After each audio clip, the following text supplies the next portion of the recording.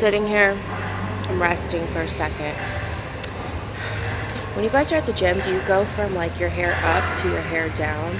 Because I just like, I'll throw my hair up, then I'll put my hair down, and then I'm like, oh, I want my back to show more, so I'll throw my hair up again. It's like back and forth. I also hate when there's like a million empty benches, and when I was going earlier, this guy like gets on the bench right next to me, and I'm like, because then he was like completely in my video, and I'm like, dude, there's a million other benches. I hate that. Like gym etiquette, like kind of just read the room. Like if it's packed, yeah, but if it's like, you know, whatever. I'm listening to a podcast right now. I listen to like true crime a lot when I work out, or like motivational like podcasts or audibles. I rarely listen to music, but I do like during like heavy lifting, like bench press and stuff. Like I'll listen to like some music to get me like going. Okay, so back to the workout.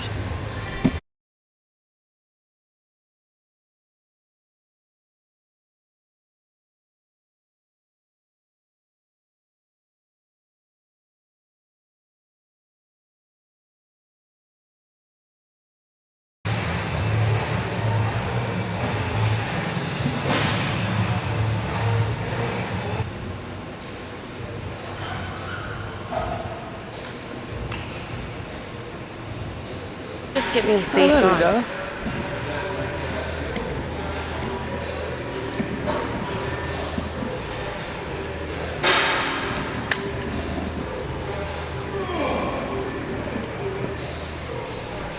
Okay, let me tell you the biggest mistake people make at the gym. It's by not going.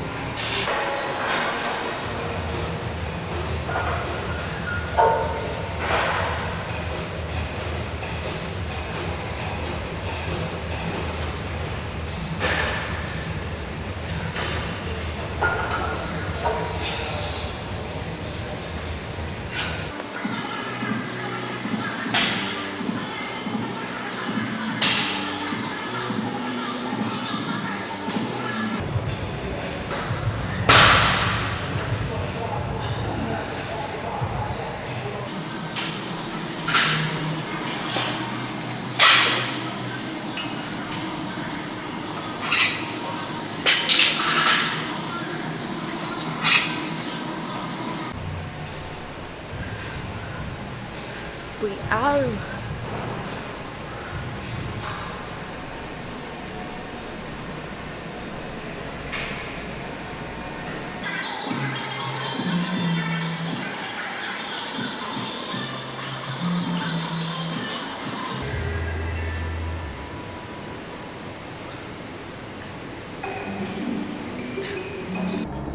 Okay, so I did not finish my video of me working out at the gym. I totally forgot to come back on here yesterday and finish the video. So, you know, I'll just talk a little bit and this will be the end of that video, but I hope you enjoyed that workout. I know it actually wasn't all the workouts I did, and like recording and remembering to record is like difficult. I was in there for like a few hours, and I got my partner to help me record, but then there was times where she was trying to work out and I didn't want to bother her. Let me try to hold on. And I didn't want to bother her, so I was like and then it's like I just forget and I'm like in the workout. So I hope you enjoyed what you got out of that. It was a back and bicep day, and it was intense, and I never feel sore the day after, but the next day, like tomorrow, I'll feel really sore from that. So it was a really good workout. Although I'm looking to like do some more bicep workouts, because I kind of just do the same things, and I really want to grow my biceps and really define them. I'm still in a cut, so I still have about like 8 to 10 pounds, or really just fat inches I don't even care about the pounds as much as I care about the fat and the inches. But I have some weight that I still am trying to take off from the bulk. So the bulk was really great though, because I see so much more definition in my back, and even my abs, and my, so I still have a little bit of fat that I have to get off of my abs and my back and my arms and my ass and my legs. But we're on the up and up. We're on the move. So right now, which I'm kind of like, damn, it looks like it's gonna rain.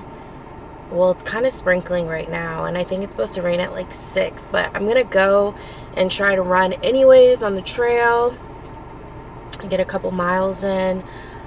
This is something I've really had to build up to, because I am not a personal fan of cardio. I don't enjoy it. Let me try to, sorry, I'm trying to get you guys, like, I don't enjoy it. I'm not good at it. I ran track in high school and college, and I ran short distances. I don't enjoy miles and miles of running. I don't enjoy the Stairmaster. I don't enjoy the treadmill. I do it because I feel like it's something I have to do. I'm trying, like, one of my goals is to try to, like, enjoy it a little more and try to find the peace in it. Because I think there was a point in my life for just a short while that I really did, left lane closed, okay, that I really did enjoy it. So I'm like, okay, I would, get a runner's high, and it would be peaceful for me. So I've just kind of made a commitment, for my mental health, for my overall well-being, to take one day out of the week, and use it as a cardio day, and it be outside. And that one day it's kept falling on Monday so far, so it's kind of just Monday.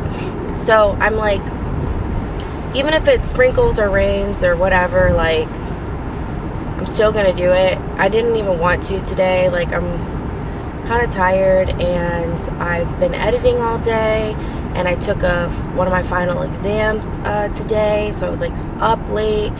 And then I was up early studying. It's just like, it's been a little hectic. Tomorrow is the last day of my exams. I have 2 more and then I'm done. But, so once that's done, I'll feel so much better. I feel like I've just been having like serious gut problems and indigestion and everything because I'm stressed out. And it's like, I get really bad stomach issues when I get stressed, and I think it just, like, my cortisol levels increasing just make me feel like sick. I started my period today. As soon as I was getting ready to leave the house to take my exam, I, like, literally started my period. So once I'm done with my exams, I'll feel a whole lot better. I'll feel like more like myself. And once this period's over, I'll feel more like myself too. But I'll get energy before my period gives me energy, like, on the 2nd, 3rd day. First day, I'm, like, real sluggish, but we're gonna get through it.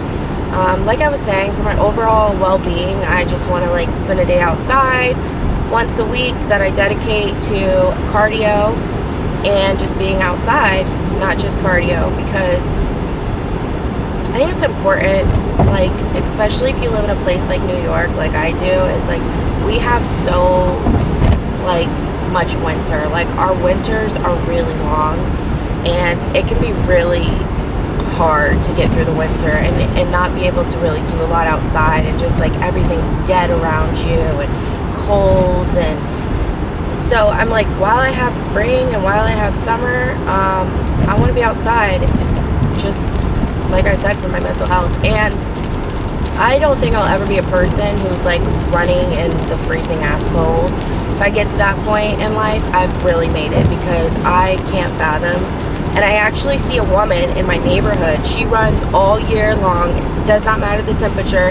Does not matter if it's raining, if it's snowing.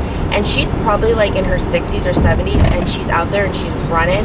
She puts a little reflective vest on, and there she is. I see her every day. And so I'm like, wow, like, if I ever get there, I've made it. Like, as a person, as, like, Maslow's hierarchy of needs, I have reached the top. Self-actualization, like, where I just am, like, So, I'll come back on here. Is there anything else I want to say? On the 11th, I was celebrating 3 years and 1 month sober. So that's nice. Like, it's just nice to live in sobriety, and it's like in times where I like have moments where I'm like, is this really what I should do? Is this something I want to do forever? I realize it is. Like, I realize it is. And it takes me, like, reading something or going back to a quote that I really loved, or a Bible verse that I really loved, or a YouTuber that I watched that's sober, or just I'm thinking about a meeting or a person, or talking to someone that's sober. And every time, like, I have those feelings, something pops up in my life that, this person, I don't like the way you drive. Not at all. Something pops up in my life that reminds me of why I'm sober, and why it's important for me to stay sober, and why my life is better sober.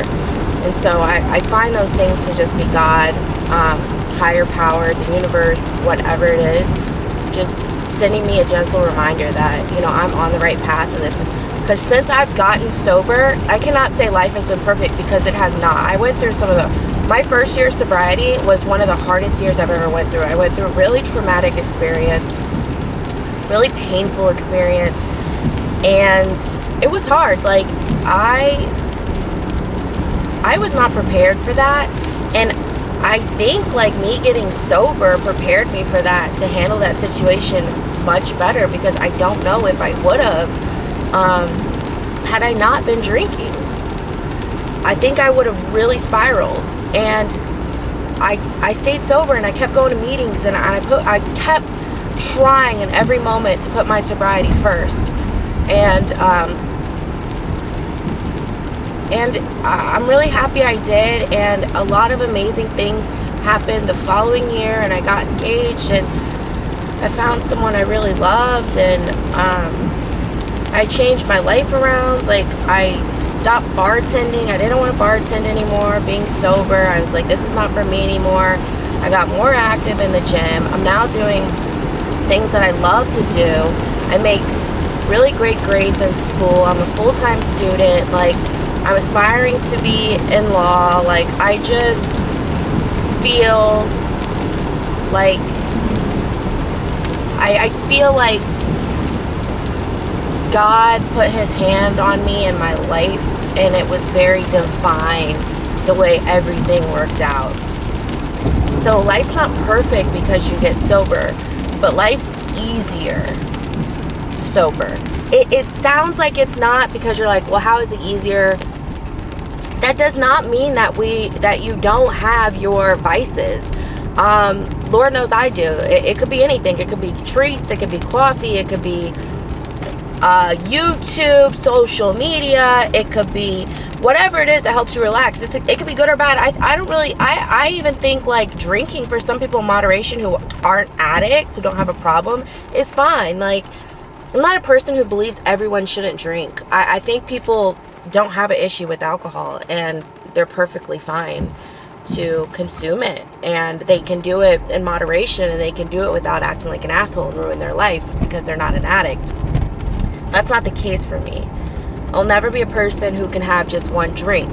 The moment I have one drink, whether it happens a year from then, 6 months from then, 10 years from then, at some point that one drink will lead me down a road of just drinking and falling off the wagon and being an asshole and not doing what I need to do and not taking care of my health. And I probably won't be at the gym. I probably won't be eating right. I'll probably be eating snacks late at night because I drank, saying asshole things, doing asshole things, and being an asshole. And that's just who I am when I'm drinking. And I regret it. It comes with so many regrets. You wake up and you're like, oh my God, like, I don't miss those days. So the first year's the hardest. Well, actually the first 6 months is kind of like they call it a pink cloud, and you just feel so good from like not drinking that, and just like being in the, if you're in the program, you're like feeling really good, and you have a sponsor, and you're volunteering, and you're just like, you're losing a bunch of weight at first. You will lose a bunch of weight at first typically. Your skin's clearing up, like everything, you're on a pink cloud. After that, it kind of sets in that, okay, this is my life now. You have to relearn how to function in social settings without that crutch. Like, whether it be a date, whether it be a party, a New Year's, in Vegas, the club, wherever it is, you have to learn how to function in those atmospheres without alcohol. And that's really hard because you don't really know yourself socially without alcohol if you've always drank when you've gone out or been on dates or partied or been on vacation. So it's kind of like, you don't know how to act at first. I'll be honest. Like, it was difficult. Like, I would not lie and say it wasn't difficult. It was difficult at times. Sometimes it wasn't. Sometimes it was. But every time I went to bed and I was happy I didn't drink, and I woke up the next morning and I was happy I didn't drink. So once you get past that, I'm at a place at 3 years. I feel at 3 years I can say, like, I am really comfortable with who I am. I'm really comfortable with who I've evolved into, and I think my evolution happened when I got sober. I'm 30 now. I got sober at 27. Like, I really don't think I actually grew up and matured and changed as a person and really like dug deep and worked through trauma and was willing to be fully committed to therapy and AA and school and the gym and all these things in my life. I could not find that commitment until I got sober. And it's not only because I got sober, it's because I got sober, I was finally able to work through a lot of my issues. Shit I didn't even know was there. I was like, why is it so hard for me to hold down a job? Why is it so hard for me to commit to something? Why is it so hard for me to finish something? Why is it so hard for me to start something?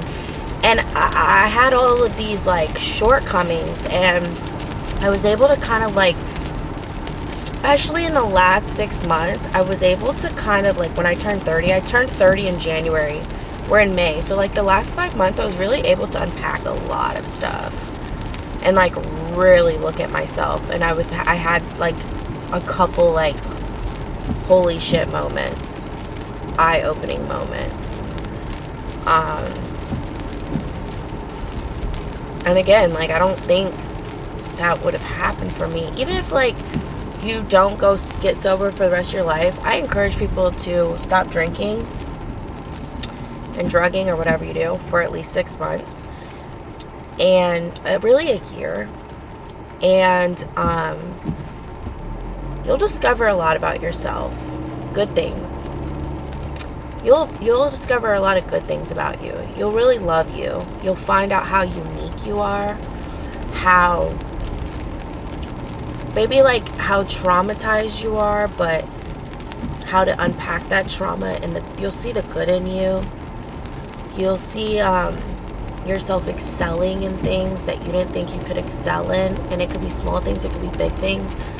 You'll find you, and especially if you work a program like AA, the things they teach us and the 12 steps are like, I think, just life lessons in general. Like, I think everybody should read the big book. If you have no issue with alcohol, if you never touched alcohol, plan on touching alcohol, whatever, don't even think, I think everyone should read the big book. And I think because like it teaches you so many valuable life lessons. And you do inventory, so you work through, like, you take a personal inventory of yourself, and you work through it, and you work through your resentments that you have towards other people, and you apologize, and you learn to put God first, your higher power, whatever that is. God does not have to be the God in which I think of it, the next person thinks of it, or the next person. Your God can be anything you feel. When I first came in, I was like, God, blah, blah, blah. It was very uneasy. Me personally, I came to have a relationship with my higher power, and I do feel like I call that higher power God. It feels like God to me. There's people who don't feel like that, and they have their own higher powers, and it's unique to them. Don't let that deter you. The religious language, not really religious, because they're not affiliated with any religion or anything, but more so just like, don't let that language scare you. But I think just working through like those steps, and it just being a step, because it is just one step at a time, one day at a time, one moment at a time, 1 second at a time. That's all life is. Time we can't get back, and it's like, who do you want to be? How do you want to live? What do you want to do? Do you want to inspire people? Do you want to help people? Do you want to make people happy? Do you want to encourage people? Do you want to feel good? Because you do good.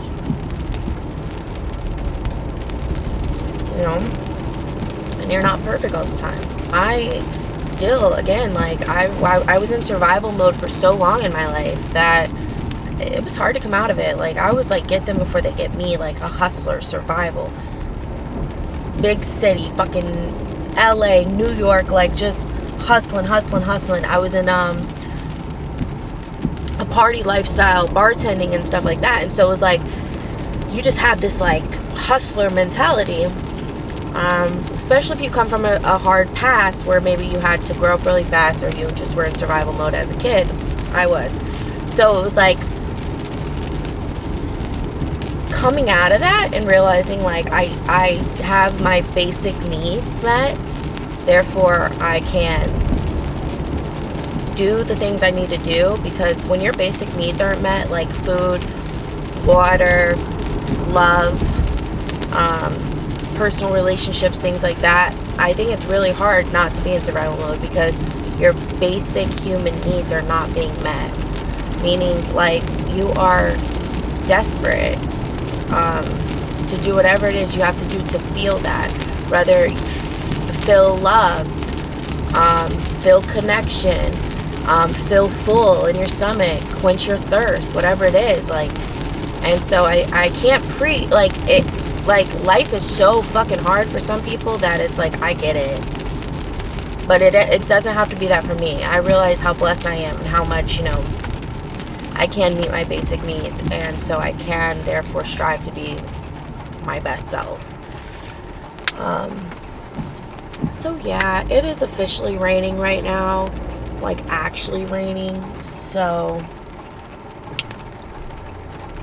I don't know. I can't really bring my camera out in the rain. I'm gonna go run though still, but so I'm gonna get off here. Thank you for listening. If you made it this far, leave a sun. And I love you guys. And I'll be back on here soon. Bye.